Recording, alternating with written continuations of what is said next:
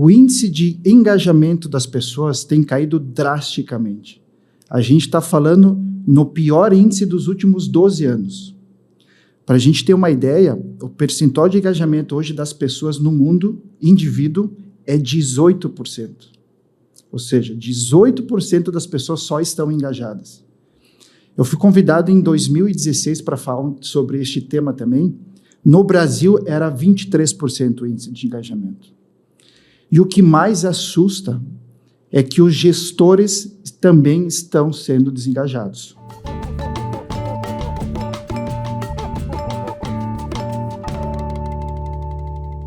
Olá, seja muito bem-vindo, muito bem-vinda a mais um Talks da Metadados. Eu sou Renata Zanata, sou jornalista e hoje eu estou aqui para mediar um bate-papo sobre um assunto que toca diretamente no coração dos RHs e das lideranças, o engajamento dos colaboradores.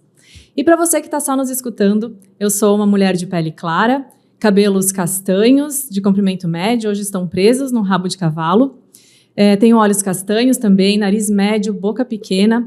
Hoje estou vestindo uma camisa branca com detalhes, com listras verdes, vermelhas e pretas e calças jeans. E estou ambientada aqui num estúdio onde tem uma bancada na minha frente. Na frente da bancada tem um letreiro luminoso escrito RH. Na minha direita tem um vaso com uma planta de outono. E na minha esquerda tem uma prateleiras com alguns objetos, livros. E atrás de mim tem quadros representando pessoas.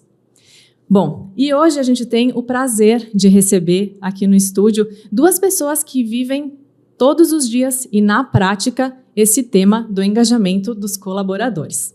E eu vou começar apresentando a Patrícia Fachin Pontalti, que é fundadora e consultora da Nord Consulting. A Patrícia atua diretamente com times e empresas, apoiando processos de mudança de clima organizacional e desenvolvimento de equipes. Seja muito bem-vinda, Patrícia. Obrigada, Renata. Bom, então eu sou uma mulher de pele clara, de cabelos castanhos, comprimento médio, tenho estatura mediana, estou com uma blusa clara, assim, um branco mais escurinho, uma calça azul marinho de veludo. Perfeito. E também com a gente, Fernando Hansen, diretor do cliente da Metadados, e que acompanha de perto como as empresas estão lidando com engajamento, experiência e clima. É um prazer ter você aqui hoje, Fernando. Olá, Renata, Patrícia. Obrigado pelo convite, obrigado pela confiança. Eu vou começar fazendo minha autodescrição. Eu sou um homem de pele clara, calvo, olhos verdes, boca e nariz mediano, de um sorriso largo. E hoje estou vestindo uma camisa branca com uma calça jeans bege. Muito obrigado pelo convite. É uma honra rever você também, Patrícia. Também estou bem feliz de estar aqui com vocês e de te rever. Obrigada pelo convite, gente. Bom, e antes da gente começar, então, aqui, entrar de cabeça nesse assunto aí, que eu sei que vocês dominam, a gente vai fazer um esquenta, pode ser? Vocês topam? Pode. Bora. Então, é o seguinte. Eu vou pedir que vocês completem a seguinte frase. Eu me senti verdadeiramente engajado em um time quando... Pode ser uma história breve, pode ser alguma experiência que vocês tiveram ou alguma coisa que aconteceu recentemente. Eu posso começar se vocês quiserem. Então, eu como jornalista, eu sempre tive muito na parte da produção, né? Sempre na parte da operação. Isso é o que eu gosto de fazer, obviamente, né? Nas empresas sempre trabalhei fazendo texto, com vídeo, enfim, sempre na operação, seguindo algum planejamento. E eu me senti verdadeiramente engajada quando eu tive a oportunidade de fazer parte do planejamento também, quando vieram pedir a minha opinião e ela foi levada em consideração. Então, essa é a minha experiência, vez de vocês. Bom, eu me senti, acho que talvez o time que, antes de consultora, né, mas claro que em oportunidades de clientes também tem várias situações em que a gente se sente altamente engajado. E especialmente quando a gente percebe, assim, sente o impacto que o trabalho co-criado ali tá gerando.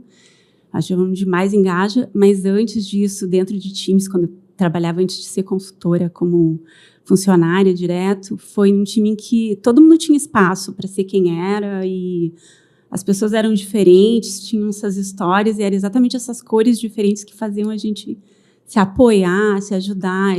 A gente se via bastante fora do trabalho também, então tinha carinho, respeito e amizade também fora do trabalho. A gente se sentia muito integrado. Ótimo. Eu acho que eu me senti bastante engajado foi quando verdadeiramente eu fui tratado como um ser humano, como pessoa. E aí tinha espaço para expor as minhas ideias e elas eram aceitas sem julgamento. Acho que foi onde mais me senti acolhido. Ótimo, acho que é nesse sentido o que eu quis trazer também, Fernando, porque, enfim, a gente tem abertura para falar, né? Mas muitas vezes o que a gente fala não é levado em consideração, ou, enfim, a gente sente quando a gente está num ambiente onde a palavra final é só de uma pessoa, né? Exato. Então é mais ou menos nesse sentido. Com certeza. Ótimo, gente. Então agora a gente vai começar com as perguntas aqui. Fernando, vou começar contigo, pode ser? Pode ser. Quando a gente fala, então, de engajamento, né, a gente relaciona muito com employee experience. Mas, na prática, como é que a gente pode traduzir isso, né? É só sobre benefício, ambiente bonito, ou tem alguma coisa mais profunda aí? Eu vou começar a fazer um questionamento que... Quanto de nós avalia por que as pessoas procuram os nossos ambientes de trabalho? Quanto de fato a gente pesquisa o que faz essa pessoa permanecer no nosso ambiente de trabalho ou até mesmo decidir por sair do nosso ambiente de trabalho? O GPTW, que é quem faz a pesquisa das melhores empresas para se trabalhar no mundo todo, ele fala que entre os principais motivos de engajamento é a proposta de valor ao colaborador. E o que é a proposta de valor ao colaborador? É tudo que as empresas estão predispostas a fazer em troca do tempo e do esforço da pessoa no ambiente de trabalho. E o Instituto Gallup, ele coloca como o conceito de engajamento é quando as pessoas estão envolvidas e entusiasmadas. Existe o entusiasmo sobre o trabalho e também sobre o ambiente onde ele trabalha. E aí eu acredito que o equilíbrio do engajamento é quando a gente tem, de um lado, o reconhecimento contratual, o reconhecimento experiencial e o reconhecimento emocional. O que é o reconhecimento contratual? É salários e benefícios. O que é o reconhecimento experiencial? É plano de carreira, é clima organizacional, é quando existe políticas de bem-estar, cuidado da saúde, psicossocial. Agora a gente tem a INR1 também, né, para cuidar disso. E quando a gente fala de reconhecimentos emocionais, é justamente o engajamento da pessoa. É sobre se identificar com os valores e com os princípios. É sobre ser pertencente. E tem um dado muito alarmante que o índice de engajamento das pessoas tem caído drasticamente. A gente está falando no pior índice dos últimos 12 anos. Para a gente ter uma ideia, o percentual de engajamento hoje das pessoas no mundo, indivíduo, é 18%. Ou seja, 18% das pessoas só estão engajadas. Eu fui convidado em 2016 para falar sobre este tema também.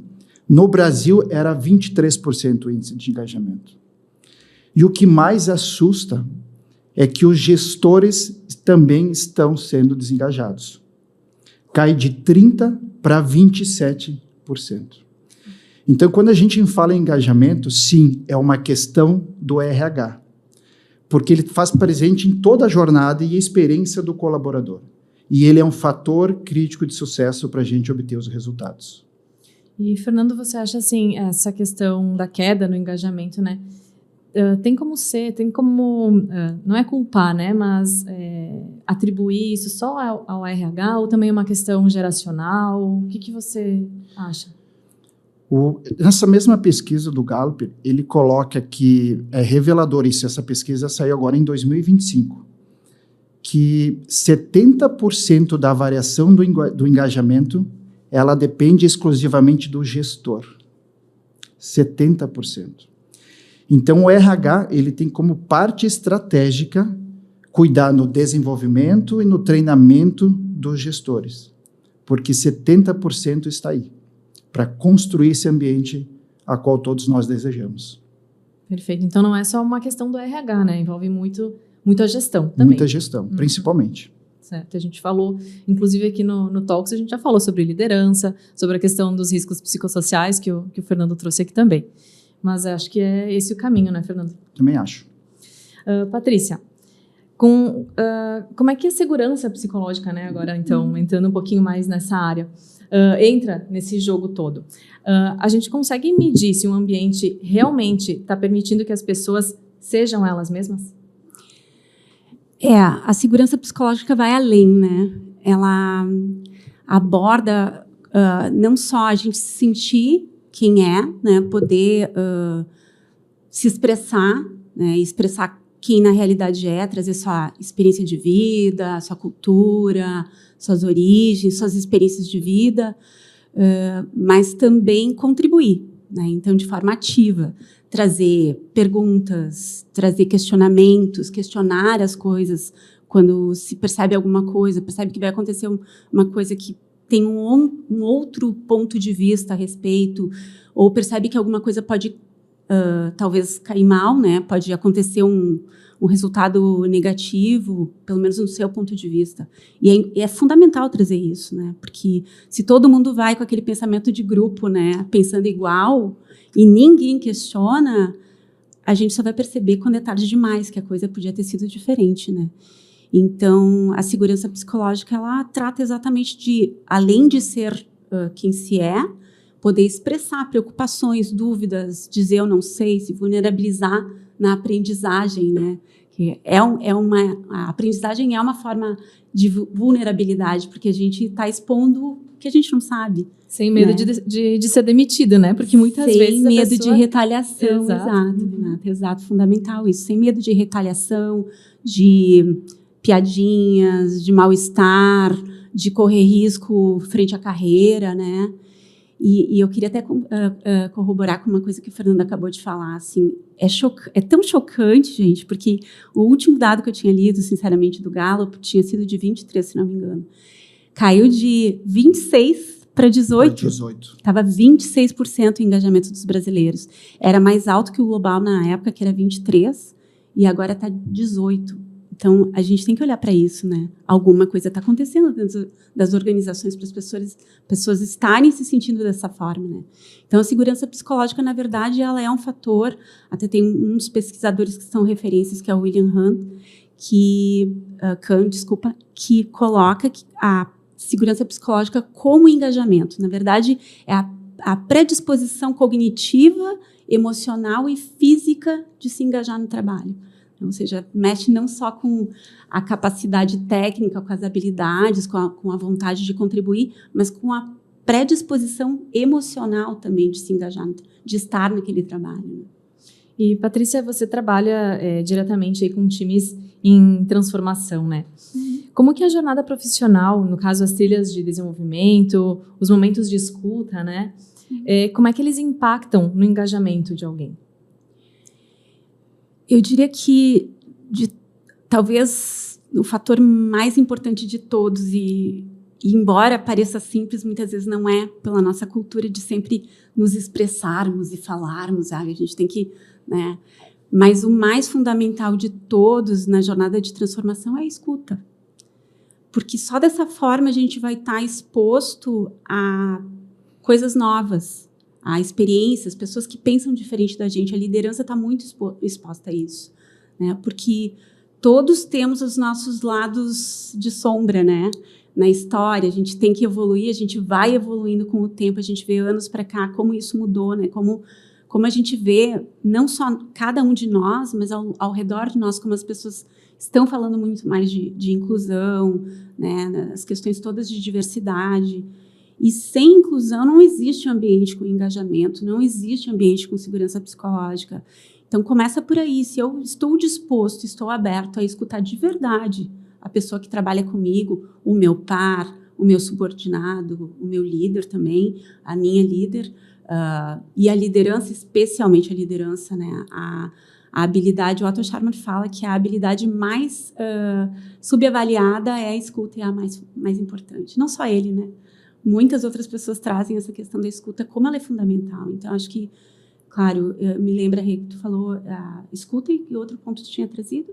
Desculpa. As trilhas de desenvolvimento. Sim. Aí é um espaço, como eu diria, mais construído dentro de uma experiência, que está onde eu mais trabalho, né?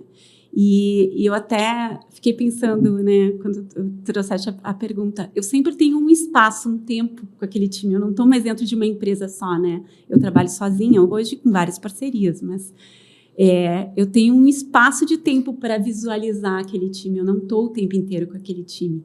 Na minha experiência, esses momentos de escuta, e talvez até nas experiências anteriores, né, em que eu trabalhei em áreas diferentes de desenvolvimento, uma área de projeto, a escuta segue sendo tão fundamental na transformação que, às vezes, o simples fato de dar espaço para as pessoas trazerem temas que incomodam tecnicamente, que, às vezes, nem essa escuta acontece nas organizações, né?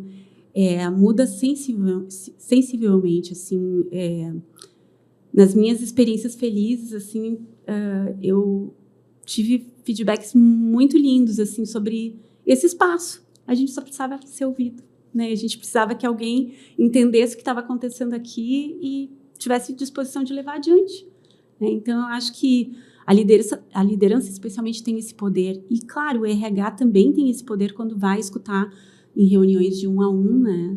E apoiar os líderes que são escutados nesse espaço, ou as pessoas que são escutadas, né? E promover esses momentos, essas experiências, para que as pessoas possam realmente refletir, olhar para suas dores, olhar para suas potencialidades, né? O quanto podem ser potentes juntas, né?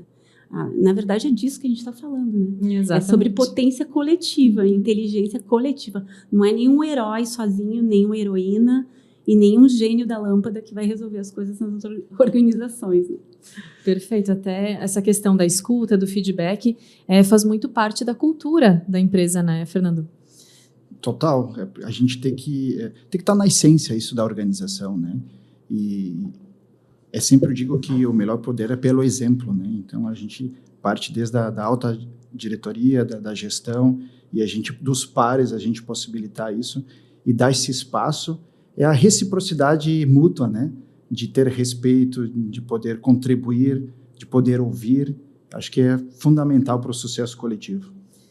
E antes, Fernando, você trouxe a questão do colaborador motivado e do colaborador engajado. Existe uma diferença entre esses dois termos?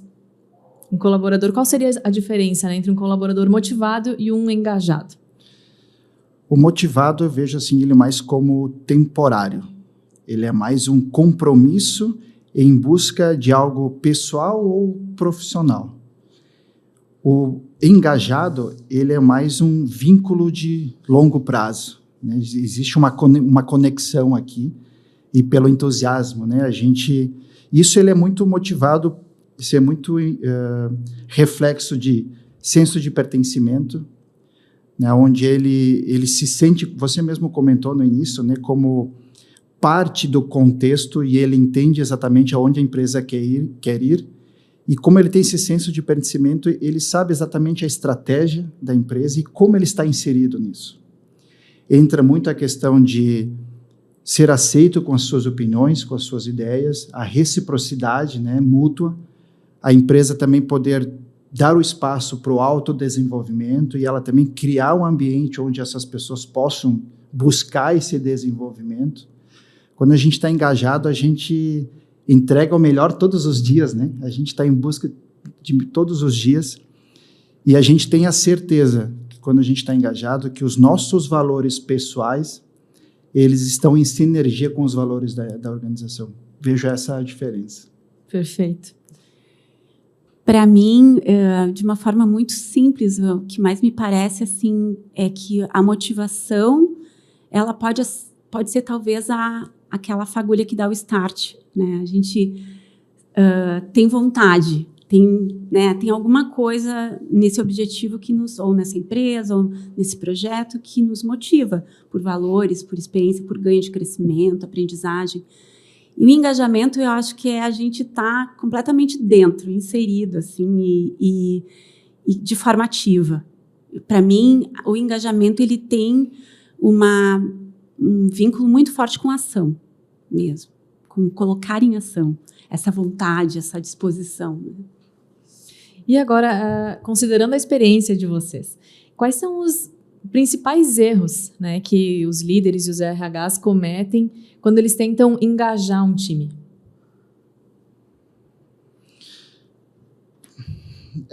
Como eu comentei antes, né, 70% ele depende muito da gestão. E eu acho que quando o RH ele não fica atento a este cuidado da gestão, ele é um ponto bastante preocupante.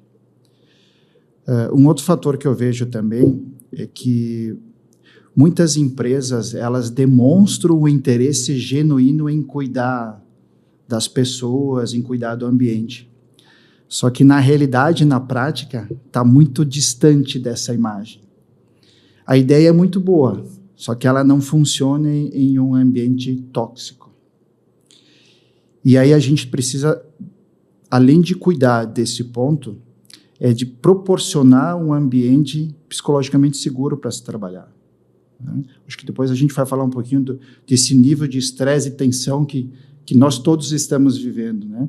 E se a gente não ficar atento a isso, ele é um ponto que vai impactar diretamente no engajamento, no sentimento das pessoas. E a gente está predisposto a dar mais da gente quando a gente está bem de saúde. E se a gente não cuidar desses pontos, a gente está vivendo em 2024 com um dos maiores índices de problema de saúde mental e de avaliações emocionais negativas. Se a gente olhar como muitas empresas fazem, de que o engajamento ele é algo esporádico, eu vou criar um programa para trazer as pessoas mais felizes, é cair na própria armadilha. É a mosca da sopa, né? A gente queria cair na própria armadilha. Patrícia, considerando assim nessas questões mais psicológicas, quais são os erros que as empresas podem cometer tentando engajar, forçando, digamos assim, o engajamento, né, das equipes? Nós, seres humanos, a gente tem um radar muito forte, muito instintivo para perceber o que é genuíno. Então, o fato é que não existe, tem até pesquisa falando disso, não existe programa de bem-estar, ala de descompressão, empresa com ambiente bonito. Claro que é legal, todas essas são legais, essas iniciativas, mas o que realmente vai pesar, e isso a ciência comprova, são as relações que estão ali dentro. Na verdade, as empresas são feitas de pessoas e relacionamentos, né? Se esses relacionamentos não são saudáveis, isso impacta diretamente saúde de todas as pessoas que estão ali. Sem sombra de dúvida, isso tem comprovação já científica de que impacta a performance diretamente, né? Ambientes seguros psicologicamente são diretamente proporcionais à performance do time, né? Olhando para times. Claro, quando a gente está falando de organizações, a gente pode ter times com um nível de engajamento alto, com um ambiente positivo, e na mesma organização, times que não funcionam da mesma forma e que o ambiente não é o mesmo, né? Então, eu acho que vale um olhar, sim, da empresa, porque a cultura impacta demais, né, tudo isso, mas, sem sombra de dúvida, se não tem um olhar local dentro dos times para saber realmente, de fato, o que está acontecendo e colaborar e criar espaço para que se, né, de novo, apoiando a liderança, criando momentos para os times poderem se desenvolver e criando momentos e experiências de escuta, não adianta fazer passeio, treinamento ao ar livre, o que for, se não houver escuta. Isso cai muito raso, porque as dores das pessoas são profundas e estão cada vez mais profundas. A gente sabe que alguns dados são assustadores, assim, né? Problemas financeiros, violência doméstica, elas estão dentro das empresas. As empresas refletem a sociedade. Então, a gente tem um superpoder de ajudar com as empresas, com as organizações, porque a gente está impactando a sociedade. Uma pessoa feliz dentro do trabalho, ela vai levar isso para dentro de casa. Essa é a grande motivação do meu trabalho, na verdade. E não é um jogo de soma zero, né? A gente não é uma pessoa fora da empresa e outra dentro da empresa, né? E eu acho que esse ponto que você comentou, Patrícia, é fundamental, que eu acho que um dos grandes erros que a gente não tem espaço aberto para o diálogo. E não existe mais, ainda um dia eu vou patentear essa frase, né? Não existe mais nada inovador do que o diálogo. Porque o diálogo, a gente se aproxima com o ser de cada pessoa. A gente passa a entender as dores, as necessidades, as expectativas, seja de vida, expectativa com a gestão, com a empresa, quais são os seus sonhos, porque as pessoas querem ser ouvidas, elas querem ser inseridas neste contexto onde, por que o meu trabalho é importante? Né? Eu tenho habilidades únicas, né? Conversem comigo. E, pasmem, que eu acho que uma das grandes coisas que a gente enxerga nas operações, 82% de nós, seres humanos, queremos ser reconhecidos como pessoas e não como funcionários. 82%. É muito grande, né? É muito grande. E a gente está passando ainda por uma fase que nós estamos começando a questionar que recursos humanos não cabem mais, né? Nós não somos, não é recursos humanos, são pessoas. Pessoas. Pois é, Fernando, antes você comentou que o RH, né, tem um papel estratégico, né, nessa manutenção do engajamento. Como é que o RH pode fazer, então, para sustentar o engajamento, mesmo num cenário de crise, num cenário de instabilidade aí da organização? Eu vejo assim que a gente está vivendo um momento onde as nossas lideranças têm sofrido pressões absurdas. Pressões desde como, diante de tudo que está acontecendo no mundo, ainda conseguir manter a expectativa dos funcionários. De outro lado, pressões sobre contratações, demissões, alta rotatividade, reflexos ainda do pós-pandemia, que a gente está sentindo isso. E toda vez que a gente percebe ambientes onde a gente passa por exemplo, 72% dos líderes, eles comentam que eles passaram no último ano por mudanças disruptivas. E quando a gente passa por grandes mudanças assim, o reflexo nas pessoas, no ambiente, não tem como não ser afetado. E aí o que a gente tem enxergado algumas empresas já implementando algumas políticas, como desenvolver pessoas como facilitadores para cuidar da saúde mental. Então, você obtém dentro da sua equipe pessoas que vão ser os grandes agentes da mudança e proporcionar, auxiliar, que a gente continue trabalhando fielmente em poder construir um ambiente bom para trabalho, aonde seja agradável, aonde seja acolhedor, aonde seja humano. Recentemente, no Rio Grande do Sul e outros todos estados, a gente tem passado por grandes questões climáticas, crises nunca vistas antes na nossa história. E aí a gente percebe que algumas empresas, elas têm deixado cada vez mais transparente, não só para os funcionários, mas como para os familiares, qual é o plano de suporte a essas pessoas que são afetadas. Porque o mundo inteiro está passando por enormes crises, né? E o RH tem deixado isso muito claro. Como a organização age perante uma situação como essa? Seja oferecer um abrigo, seja auxiliar na linha de frente, enfim, então esses dois são pontos bastante importantes. E eu acho que o RH também ele pode apoiar demais a gestão de crise e a questão de conflitos. Eu acho que a gestão de conflitos ele é uma habilidade inquestionável para um gestor, para a gente, de fato, enfrentá-lo e não escondê-lo. Mas a gente tem que lembrar também que o líder é uma pessoa, né, Fernando? Sim. O ser humano ele é vulnerável, né? A gente precisa aceitar isso. E quando a gente fala que o ser humano ele é vulnerável, a gente precisa aceitar as nossas imperfeições e sermos dignos de amor e pertencimento ao mesmo tempo. A grande questão é que a gente foi educado a vida inteira a não demonstrar os nossos sentimentos, porque isso seria fraqueza. O gestor, ele foi educado a não mostrar a sua vulnerabilidade para a equipe, porque a equipe vai confundir depois. Quanta bobagem. A gente foi educado a não criar relacionamento de amizade dentro da empresa. O Instituto Gallup, nessa pesquisa, ele coloca lá o Q12, que é o ápice de 12 itens que impactam profundamente a produtividade das pessoas. Sabe qual a 11ª? Eu vou fazer o meu melhor amigo dentro da empresa. Então, a gente tem que quebrar essa barreira, essa armadura da vulnerabilidade. E a gente enfrentar, de fato, que a gente é ser humano, a gente tem os nossos erros, a gente tem as nossas angústias, a gente tem os nossos medos, e está tudo bem.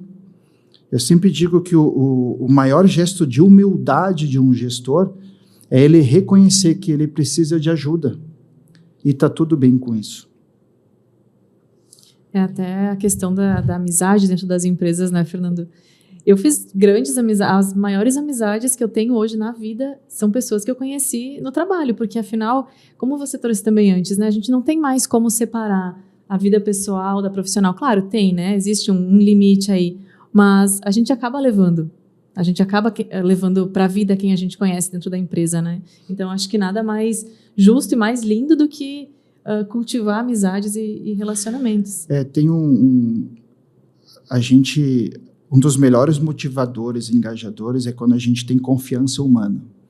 E a confiança, ela é criada por meio de uma conexão verdadeira, transparente e humanizada.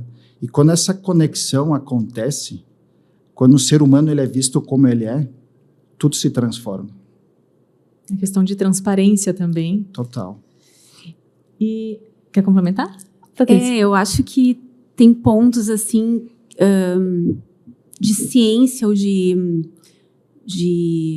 conscientização de que momentos de crise, os dois exemplos acho que mais impactantes recentes que a gente viveu foram as enchentes, assim, para nós aqui foi um momento muito difícil, né? E para mim, sinceramente, pareceu um pesadelo que não acabava, né? E a pandemia. E outros momentos que muitas empresas passam, momentos de aquisição, momentos de mudança na gestão, enfim, o que quer que seja um momento de corte, redução, que são momentos dificílimos.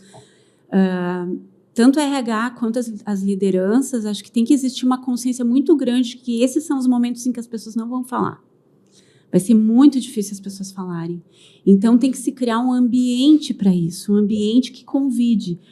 E ser muito enfático nesse convite. Porque o convite, para quem ouve, mas não considera o que está escutando, como tu falou, né, antes, né, Renata, ele não é válido. Na verdade, é um convite que realmente vai considerar aquilo que está ouvindo e deixar claro que se tem a necessidade, mais do que nunca, no momento de crise, de saber o que as pessoas têm para trazer, que preocupações, que dúvidas, que ideias elas têm a trazer. Não importa o quão pouco pensada foi a ideia. Isso pode ser um caminho, né? Em um momento de crise, a gente precisa de todo mundo, né? Não só no momento de crise, mas especialmente no momento de crise.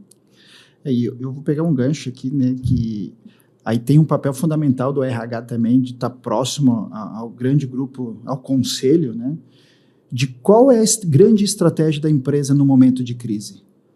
Porque a gente passou por várias delas, né, desde 2016, né, nós falamos aqui de questões climáticas, tem questões de força maior, como incêndios, que a gente percebe diariamente que também acontece. Qual é a grande estratégia? Primeiro as pessoas são realmente em primeiro lugar, então se der uma crise financeira, a gente vai preservar os empregos de todo mundo ou não? Mas essa estratégia está clara?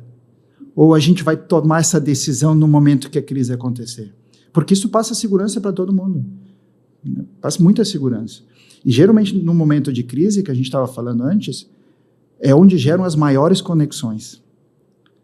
No natural. E quando gera essa conexão, a gente vai brigar por um bem comum, a gente tem forças gigantescas. E aí o RH cuidando de pessoas é fundamental para isso. Perfeito. E agora, gente, existe alguma forma, algum termômetro para medir o engajamento das empresas? Para medir se está caindo o engajamento, está se mantendo? Existe uma estratégia, um termômetro, como eu disse, né? Eu trabalho com alguns protocolos de medição de segurança psicológica. mas não diretamente de engajamento. Mas segurança psicológica, sim. Existe instrumento científico já comprovado com milhares de empresas pelo mundo afora, que é da doutora Amy Edmondson, que é a grande referência de segurança psicológica. Tem como medirmos dentro de times, que é onde a gente realmente pode considerar a segurança psicológica. Não existe segurança psicológica de uma organização, existe de um time, Isso é bem importante. Mas existe um instrumento, sim, para medir na organização, dentro de... o instrumento ele mede como se fosse um mapa de calor, e aí com questões demográficas, E é muito interessante e rico, porque dependendo da organização, se tu tem plantas em vários lugares, tu pode medir daí qual a diferença entre as plantas, se existe diferença entre locação, Isso também tem muita pesquisa que mostra, as diferenças culturais, quando elas não estão sendo incluídas, elas impactam sobremaneira sobre a segurança psicológica. Engajamento diretamente eu não trabalho, mas segurança psicológica, sim. Existem alguns registros que a gente pode se basear para obter um feedback com relação ao engajamento. Por exemplo, se a empresa proporciona uma ferramenta onde a gente pode acompanhar as conversas de 1 para 1, carreira, feedback, momento de vida, feedback ascendente, inclusive. E quando a gente concilia o cruzamento dessas informações, seja levar isso para um Nine Inbox ou para uma outra avaliação, traz insights fundamentais para o RH e para a gestão poder trabalhar. O próprio GPTW ele pode ser um grande índice para mensurar o engajamento, porque o engajamento está baseado em vários aspectos. O principal motivador de desengajamento, pasmem, é eu saber o que a empresa espera de mim. Só 44% sabem do que a empresa espera. De cada 100, 56 não sabem. E o GPTW traz muitos aspectos com relação a isso, desde ferramentas adequadas para executar seu trabalho, desde o ambiente, a liderança, a questão da discriminação, a questão da valorização, do incentivo, enfim. Eu acho que é uma das ferramentas que a gente também pode usar. E o NPS, também é uma ferramenta, acho que, além de trazer um dado quantitativo, que é uma nota de 1 a 10, é para medir a lealdade do funcionário. Além de uma nota de 1 a 10, a gente tem aspectos que a gente pode abrir para dados qualitativos, que é para justamente o RH estar próximo das pessoas e coletar esse feedback verdadeiro. Eu acho que são alguns insights que a gente pode adotar. Perfeito. Bom, e como a gente está falando aqui sobre escuta, sobre dados, sobre indicadores, eu não posso deixar de falar sobre o Vibe, a ferramenta da Metadados, que ajuda aí líderes e o RH também a manter o engajamento e também a conexão dos times. Olha só. Fazer a gestão de pessoas é um grande desafio, mas nós temos a solução para ajudar os líderes a ir da sua empresa. O Vibe é uma plataforma web intuitiva e fácil de usar. Cria as melhores experiências de relacionamento entre gestores e equipes. É a tecnologia a serviço das pessoas. O sistema ajuda a criar uma rotina de diálogos e feedbacks personalizada. E funciona como um assistente para o líder, propondo formas de aprimorar as competências dos liderados. A solução permite avaliar e reter talentos de forma justa, com base em cálculos automáticos e precisos. Foque no desenvolvimento individual e performance coletiva dos times. Compare as métricas com os ciclos passados para otimizar os resultados. Visualize o panorama geral de forma estratégica por meio da apresentação em 12box.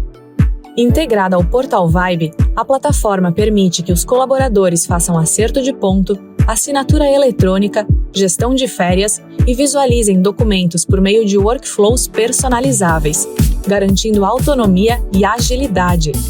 E conta com inteligência artificial para auxiliar na elaboração de planos de desenvolvimento individuais e potencializar as conversas de carreira. Com o Vibe, você revoluciona a relação entre líderes e liderados e transforma a sua empresa. Tecnologia que humaniza a gestão e simplifica processos. E aí, quer saber mais? acessa lá metadados.com.br e solicita a sua demonstração. A gente vai deixar o link aqui na descrição do vídeo também, combinado? Voltando aqui então para o nosso bate-papo, quanto o reconhecimento vai impactar aí no engajamento real e como é que ele deve ser feito para não parecer uma coisa assim forçada, né? Como a Patrícia trouxe antes, né? Tem que ser uma coisa fluida, né? Renata, Patrícia, eu gosto da verdade com amor, sabe? Eu acho que em todas as relações profissionais. E eu escutei muito durante a minha carreira que isso não era estratégico. E a gente percebeu hoje na nossa conversa o quanto isso é estratégico. E quando as empresas colocam a centralidade nas pessoas, 3,1 vezes mais a gente vai sentir menos fadiga no ambiente de trabalho. 3,2 vezes mais a gente vai ter a intenção de permanecer no mesmo ambiente de trabalho. E 3,8 a gente vai ter ganhos de performance gigantescos, centralizando em pessoas. Patrícia, de que forma a segurança psicológica ela pode ser considerada como um fator protetivo? A segurança psicológica, ela não só é um fator promotor de saúde organizacional, saúde mental, saúde física, porque a física também é impactada, né? Quando a mental não vai bem, a física também sofre. E num ambiente onde se tem mais abertura para trazer problemas, existem pesquisas científicas que mostram que as pessoas tendem a falar mais também sobre comportamentos que passaram dos limites. Quando a gente está falando num risco psicossocial como o assédio, por exemplo, num ambiente onde certos comportamentos não são aceitos, isso é claro. E aí vem o poder também da organização, de colocar seus valores, o RH, de colocar os valores à frente, né? Aqui não é aceito isso, aqui não é tolerado isso. E ficar muito claro, mesmo assim, caso aconteça, ser determinante, né? A segurança psicológica vai promover um ambiente onde as pessoas têm a clareza de que isso não pode passar em branco. É um exemplo. Mas todos os outros fatores, né? Se eu tenho espaço para pedir ajuda quando preciso de ajuda, não estou entendendo alguma coisa, tenho dúvidas em relação à minha atribuição, ou tenho questionamentos, se eu tenho espaço para isso, é mais difícil as pessoas se sentirem solitárias no ambiente de trabalho. E a solidão, ela é uma das maiores causas do burnout. Porque, na verdade, o maior problema que também já se estudou é que o burnout, um dos fatores que acaba levando as pessoas a chegarem aí é a solidão. É o sentimento de que eu tenho que aguentar isso sozinho. Não posso falar nada para ninguém. E a gente sabe que tem muita gente sofrendo dentro das organizações e, nossa, nem fala ambientes de saúde, né? De quem cuida, na verdade. Quem cuida está sofrendo com burnout, né? E então, se eu tenho um espaço onde eu posso pedir ajuda, eu posso renegociar metas e prazos que eu vejo que não vai ser possível trilhar, se eu tenho esse espaço de confiança e de abertura, é muito maior a chance de ser bem-sucedido, não eu como indivíduo só apenas, mas o coletivo. Né? Porque cada vez mais os nossos trabalhos são interdependentes, a gente depende uns dos outros em tudo. A gente tem que ter essa clareza dentro das organizações e na natureza. Existe essa interdependência, a gente está vendo a duras penas isso, né? Infelizmente, a duras penas. Mas dentro das organizações também, porque no momento em que eu tenho essa abertura, essa clareza e esse ambiente de apreciação, de contribuição coletiva, de trabalho de grupo mesmo, assim, a chance de adoecer é muito menor e o espaço para pedir ajuda também é muito maior. Então, os riscos reduzem de forma muito impactante. Então, claro, um ambiente seguro psicologicamente é um ambiente muito mais protegido de riscos psicossociais, que é exatamente o que a gente quer reduzir agora com a mudança na NR1. Né? E como está tudo relacionado, né? O engajamento, as questões psicossociais, e também tem outro fator, né? Cada indivíduo é único, né? E tem pessoas que se cobram muito, que tem aquela autocobrança, né? Preciso fazer, e às vezes se justamente essa pessoa não tiver a abertura, ela vai adoecer. Vai adoecer porque ela não vai pedir ajuda. Porque a pessoa que acha que ela tem que dar conta sozinha, é muito difícil que ela vá... É um ato vulnerável pedir ajuda, né? Oferecer ajuda também é vulnerável, né? A gente fala, né? Não é só... É difícil pedir e é difícil oferecer, porque...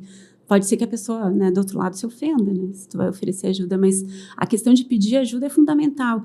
E assim, eu não tenho dados assim de pesquisa, mas se fala muito que normalmente quem é mais engajado muitas vezes, é muito dedicado, é quem acaba chegando a um burnout, muitas vezes, dentro de um grupo, né? Então, acaba acontecendo isso. Se essa pessoa não tiver espaço e abertura para pedir ajuda, é difícil que ela não caia, não adoeça, né? E é um ato de coragem, né? É um ato de coragem e a gente não passa pela coragem sem passar pela vulnerabilidade. Sem dúvida. Não tem como. Coragem e humildade também, como você trouxe antes, Fernanda. Gente, esse é um assunto que eu gosto muito.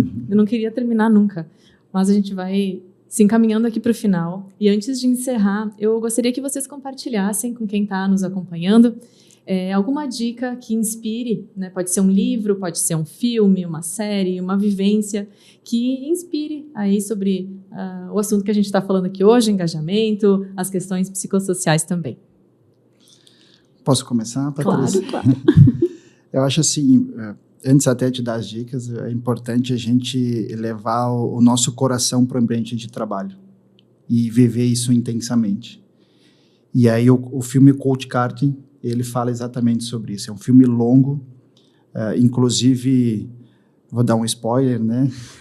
Ao centro da quadra de basquete tem a palavra RH, por incrível que pareça, é uma coincidência, mas eu super indico, que mostra justamente a questão de vulnerabilidade, propósito, alinhamento de valores e o quanto isso é importante para a humanidade. Porque quando a gente se permite ser a gente mesmo, a gente salva vidas próximos da gente, a gente já salva muitas vidas que a gente nem tem ideia. E como dica de livro, Depois que Tudo Deu Errado, né, do Gustavo, a especialista Patrícia fala muito sobre esse livro, né? A Organização Sem Medo, criando segurança psicológica, né, nos nossos ambientes de trabalho. Reinventando as Organizações, também um livro fantástico, que é totalmente disruptivo sobre ambientes de trabalho. Especialista em Gestão de Pessoas, que fala justamente sobre vulnerabilidade. Um Novo Jeito de Trabalhar, também um livro super indicado para RH. Liderança Não Pode Passar Sem Olhar esse Empatia Assertiva. E para finalizar com chave de ouro, Empresas que Curam. Muda nossas vidas. Fernando, você tem uma biblioteca, é isso? Eu gosto um pouquinho de aprender, sim, gosto bastante. Não se percebe. Patrícia. Ai, gente, obrigada, Fernando, que ele trouxe, inclusive, o que eu devia ter trazido. Eu não trouxe eles fisicamente, mas, lógico, a Organização Sem Medo, da Amy Edmondson, seria a minha primeira dica para quem quer conhecer e entender o que é a segurança psicológica, pelas palavras da grande especialista do tema, na verdade, a referência mundial e pensadora de negócios no mundo mais de uma vez, a principal influenciadora de negócios. Eu gosto demais do Edgar Schein, então, Indagação Humilde, Liderança Humilde, outro livro, ele escreveu ambos com o filho, Peter Schein, então, recomendo muito. Ele foi um grande inspirador de líderes que eu admiro demais, que são Otto Scharmer. Então, leituras de artigos, palavras do Otto Scharmer, recomendo todas. Conheço, faço cursos com ele diretamente. É uma liderança altamente inspiradora. Inspiradora não só em organizações, mas em ecossistemas. Assim, então, realmente, a Amy também o é, né? O Edgar Schein, infelizmente, a gente perdeu há pouco tempo. Mas quem puder assistir vídeos dele, é de uma sabedoria enorme. Uma série, assim, que para mim... Eu não sei se eu conheço outra série que me inspirou tanto em termos de liderança, e falar em vulnerabilidade, em saúde mental, de liderança, inclusive, é a Ted Lasso. Ted Lasso, da Apple, é incrível, ela traz muitas referências de inclusão, de vulnerabilidade, de saúde mental, de como realmente unificar uma equipe. Então, ela tem uma inspiração gigante. Que eu lembre agora, assim, tem muita coisa, mas acho que esses, assim, são algumas trilhas já. Tá ótimo, já acho que foi o episódio com mais dicas aqui, gente. 2 loucos por livro. Patrícia, Fernando, muito obrigada pela companhia de vocês aqui hoje. Eu acho que a gente abriu aí várias camadas, né? A gente falou sobre o próprio engajamento, sobre escuta, sobre conexões, mas a gente falou principalmente sobre trabalhar com propósito, né? Que eu acho que esse também era o objetivo aqui hoje. Muito obrigado. Muito obrigada, Renata. Muito obrigada, Fernando. Foi uma alegria estar aqui com vocês. E a você que nos acompanhou, muito obrigada. A gente quer saber também o que motiva você aí no seu ambiente de trabalho. Conta pra gente, deixa aí nos comentários. Se inscreve aqui no canal, ativa o sininho para não perder os próximos episódios. E deixa aí nos comentários também o que você quer escutar, quer acompanhar no Talks daqui para frente, nos próximos episódios. A gente se vê numa próxima. Até lá. Tchau!